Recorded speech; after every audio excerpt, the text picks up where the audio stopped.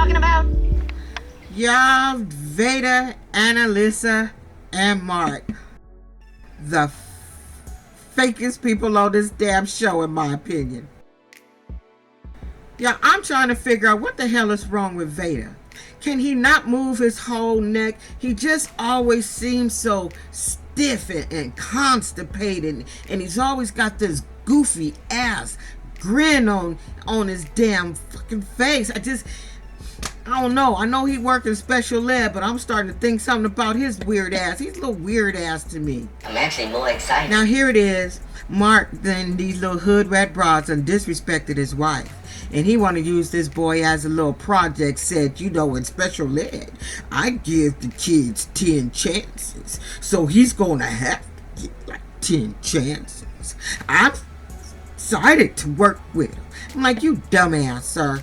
If I was your wife, it ain't no happy wife, happy life. You would irritate the shit out of me because I would expect more. Like, no, he'd be tossed out of that house same day. And the problem I have with Annalisa, here she is talking to this boy about disrespect, but never said anything about him bringing these two hood rats in the house to disrespect her. When they walked off, you said, Annalisa, that's why you can't stay in my house. Those little raggedy heifers said, do something about it.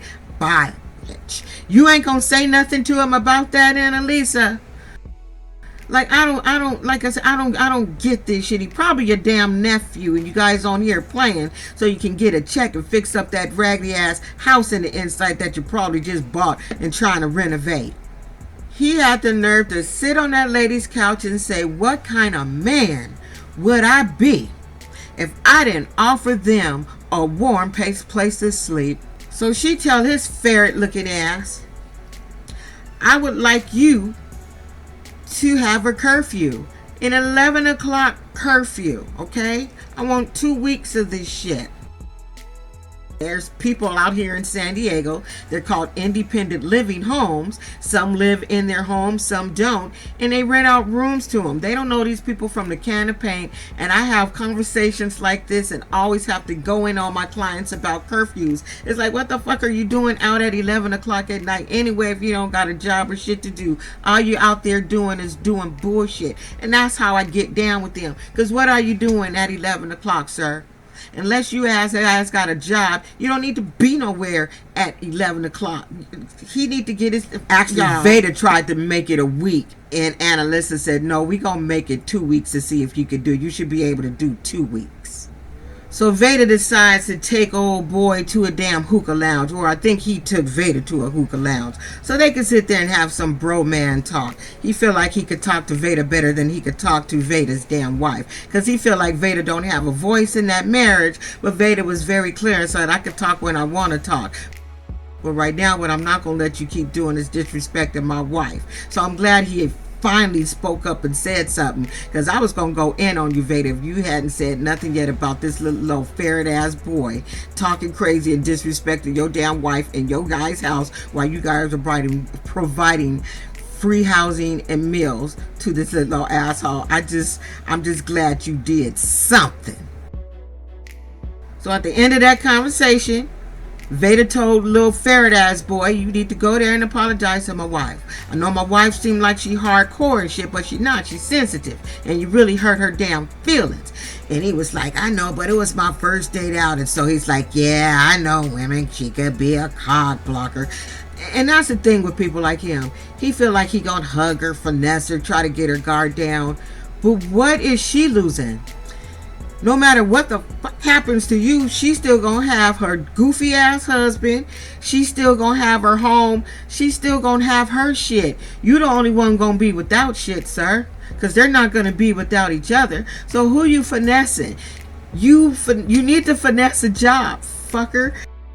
Marisol and Jim on their way to pick up their inmate just to find out they ain't picking up shit. He a whole last lie. Done lied about all his shit. He had to know he had a whole nother case and that he had a court date coming up the day that they had to pick his ass up. Like he had to know that shit. So they inmate Mickey. If he come out and he fuck up, he looking at 21 years. So they get a little call from Mickey. And they're talking to Mickey like, sir, do you know what's going on? Because we done found out some shit that we think you know. Well, we already know. Like, why you out here bullshitting? We done got up early in the morning, done took our asses down here, been waiting all day fucking long, and your ass knew you had this shit going on. Homeboy gonna act like he didn't know some shit, but then he kind of fessed up and said he was sorry. At this point, I would have said, I'm sorry too, but I know you gonna have to find some. He can't curse because he a pastor, but I would have said, I'm sorry too, sir, but this is over. Our relationship and me trying to help you is over. We help those who try to help themselves, and I can't bring in a lioness. No, you can't even come to my house. Now that I done learned you got the propensity for violence, no, and I got my wife there. I'm here to protect my wife, and that's what he need to think about. Don't be bringing this fool into your house. Like, I'm sorry, there's just certain things. Once the red flags is up, wave your white and let it be done. David's about to get on Aaron's nerves, and Aaron's about to get apparently on David's nerves. It seems like David got a problem with Christians because he's Jewish. I'm not going to get into all of that because that could cause a problem on YouTube. But here's the thing. Whatever anybody believes, why is it a problem? Why is it a problem to anybody? The fact that he seemed like he was annoyed because Aaron decided to say grace before he ate his food. As me, as a person, I would want to know, okay, when you sit there and pray, since they ain't praying out loud, what are you saying? Oh, you're just giving thanks for the person who provided the food and gave the food. That's all you're doing? Oh, that's not so bad. But they never ask. They just have this look in their face of not having any understanding. And I didn't like that shit about David. I didn't like that shit. I didn't like that.